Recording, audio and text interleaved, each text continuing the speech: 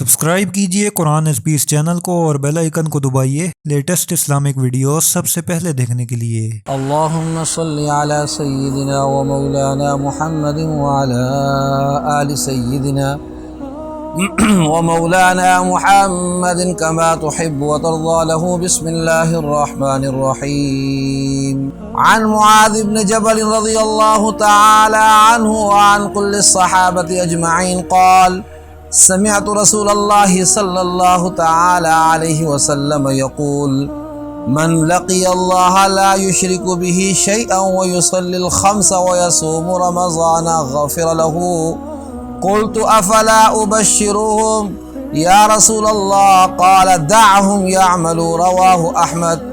وعن معاذ بن جبل رضی اللہ تعالی عنہ انه سأل النبي صلی اللہ علیہ وسلم عن افضل الایمان قال ان تحب لله وتبغض لله وتعمل لسانك في ذكر الله قال وماذا يا رسول الله قال وان تحب للناس ما تحب لنفسك وتكره لهم ما تكره لنفسك رواه احمد او كما قال عليه الصلاة والسلام۔ عزیز سامعین، درس حدیث شریف کی اس مجلس میں آقا دو جہاں سرور کونین صلی اللہ علیہ وسلم کے مجموعہ فرامین میں سے ایک حدیث مبارکہ نقل کی ہے۔ راوی ایک ہیں، روایات دو ہیں، دو حدیثیں نقل کی ہے۔ حضرت معاذ بن جبل رضی اللہ تعالی عنہ اس کے راوی ہیں۔ حضرت معاذ رضی اللہ تعالی عنہ نقل کرتے ہیں کہ رسول اللہ صلی اللہ علیہ وسلم نے ارشاد فرمایا، میں نے حضور صلی اللہ علیہ وسلم کا یہ فرمان اپنے کانوں سے سنا ہے۔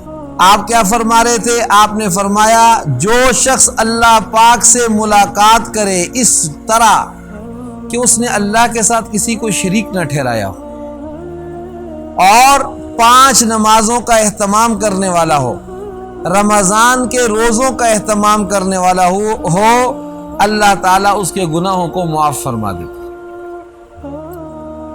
تو حضرت معاذ فرماتے ہیں میں نے حضور انور صلی اللہ علیہ وسلم سے ذکر کیا، اللہ کے رسول کیا اس بات کی خوشخبری میں لوگوں کو نہ دوں؟ افلا ابشرہم یا رسول اللہ کے رسول صلی اللہ علیہ وسلم ان 3 اعمال کے اوپر اگر مغفرت ذنوب کا معاملہ ہے تو میں لوگوں کو اس کی خوشخبری نہ دوں؟ آپ صلی اللہ علیہ وسلم نے فرمایا دعہم، اے معاذ چھوڑ دو ان کو تاکہ وہ عمل کرتے رہیں اور بھی عمل کریں۔ راوی حضرت معاذ بن جبل رضی اللہ تعالیٰ عنہ ہے، جوانی کے زمانے میں حضور انور صلی اللہ علیہ وسلم کے ہاتھ پر مسلمان ہوئے اور بڑے فدائی تھے حضور اکرم صلی اللہ علیہ وسلم۔ یوں تو سارے صحابہ ہی بڑے فدائی تھے، لیکن ان کو اللہ رب العزت نے بڑا خاص مقام عطا فرمایا۔ آپ صلی اللہ علیہ وسلم سے انتہائی محبت اور عقیدت رکھتے تھے، آپ صلی اللہ علیہ وسلم کی ہر مجلس میں بیٹھتے تھے، آپ صلی اللہ علیہ وسلم کے ساتھ نشست و برخاست میں بہت زیادہ اہتمام فرمانے والے تھے، سفر و حضر میں آپ کی رفاقت اٹھانے والے تھے۔ ایک موقع پر حضور انور صلی اللہ تعالی علیہ وسلم نے آپ کو یمن کا گورنر بنا کر بھیجا، تو حضرت معاذ رضی اللہ تعالی عنہ افسردہ ہو گئے کہ حضور صلی اللہ علیہ وسلم سے جدائی ہوگی۔ آپ صلی اللہ تعالی علیہ وسلم نے حضرت معاذ رضی اللہ تعالی عنہ کو خود چھوڑنے کے لیے مسجد مدینہ منورہ سے باہر تک تشریف لائے۔ حضرت معاذ بن جبل رضی اللہ تعالیٰ عنہ کو رخصت کیا، بیچ میں کچھ سوالات بھی کیے کہ معاذ کیسے فیصلہ کرو گے؟ کہا کتاب اللہ کے ساتھ، اگر واضح حکم نہ پاؤ تو کہا حضور پھر احادیث مبارکہ کی روشنی میں کروں گا۔ فرمایا اگر اس میں بھی کوئی واضح بات نہ پاؤ تو کہا حضور قرآن و سنت میں غور و خوض کر کے اپنے اجتہاد کے ساتھ نتائج مرتب کر کے فیصلہ کیا کروں گا۔ آپ صلی اللہ علیہ وسلم نے بڑی خوشی کا اظہار فرمایا اور فرمایا اللہ تعالیٰ رحم فرمائے رسول کے رسول پر کہ جس کو اللہ تعالیٰ نے درستگی اور سیدھے راستے کی طرف رہنمائی فرمائی۔ پھر حضور سرور کونین صلی اللہ علیہ وسلم جب ان کو رخصت کرنے کے لیے باہر تشریف لے گئے، آپ نے فرمایا معاذ ہو سکتا ہے جب تم واپس پلٹو تو شاید تمہاری مجھ سے ملاقات نہ ہو سکے۔ ایک تو ویسے جدائیگی تھی، اوپر سے یہ کیفیت سنی، بہت آنکھیں بھر آئیں، آنسو جاری ہو گئے۔ فرماتے ہیں مسلم شریف کی روایت ہے کہ سواری تو آگے کو جا رہی تھی لیکن میرا چہرہ حضور انور صلی اللہ علیہ وسلم کی طرف تھا. جب تک حضور انور صلی اللہ علیہ وسلم کے چہرے پر نگاہ پڑ سکتی تھی میں حضور کے چہرے کو دیکھتا رہا. ایسا ہی ہوا جب حضور سرور کونین صلی اللہ علیہ وسلم کے پاس واپس جب آئے، یمن سے واپس پلٹے، تو حضور سرور کونین صلی اللہ علیہ وسلم کا وصال ہو چکا تھا.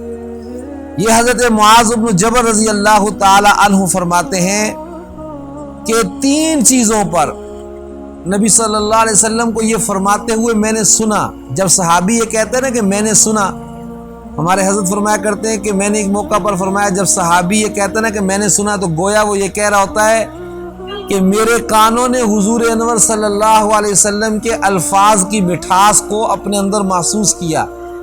فرمانے لگے درس کے بعد واپس پلٹا تو ابا جان فرمانے لگے، حضرت قاضی محمد زاہد الحسین نور اللہ مرقدہ فرمانے لگے کہ ایک فائدے نہیں 2 فائدے ملتے ہیں.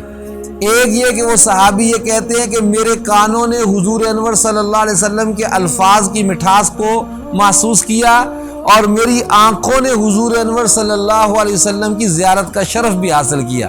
کیوں کہ جب کہ بندہ کہتا ہے سمعتو، میں نے سنا، تو مطلب یہ کہ میں اس مجلس میں تھا، جب الفاظ سن رہا تھا تو آنکھیں ان کی زیارت سے بھی شرف حاصل کر رہی تھی. 3 باتیں ذکر کی، ایک عقیدہ توحید پر وفات، دوسری زندگی بھر نمازیں پڑھتا رہنا، اور تیسرا فرمایا زندگی بھر رمضان کے روزے رکھتے رہنا. اس پر مغفرت ذنوب کا تذکرہ ہے اس پہلی روایت کے اندر. اس سے پہلے ایک روایت گزری حضرت معاذ بن جبل رضی اللہ تعالیٰ عنہ کی، جس میں یہ ذکر کیا گیا تھا کہ شہادتین یعنی اللہ تعالیٰ کی وحدانیت اور نبی مکرم صلی اللہ علیہ وسلم کی رسالت کی شہادت پر ہی مغفرت ذنوب ہے.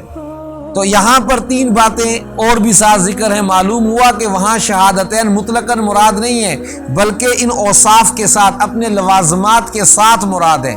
صرف شہادتین کے ساتھ یہ معاملہ نہیں، بلکہ شہادتین کے جو لوازمات ہیں ان کے ہوتے ہوئے گویا شہادتین ماں اپنے حقوق کے اس پر مغفرت ذنوب کا وعدہ ہے. اللہ اللہ اللہ اللہ اللہ اللہ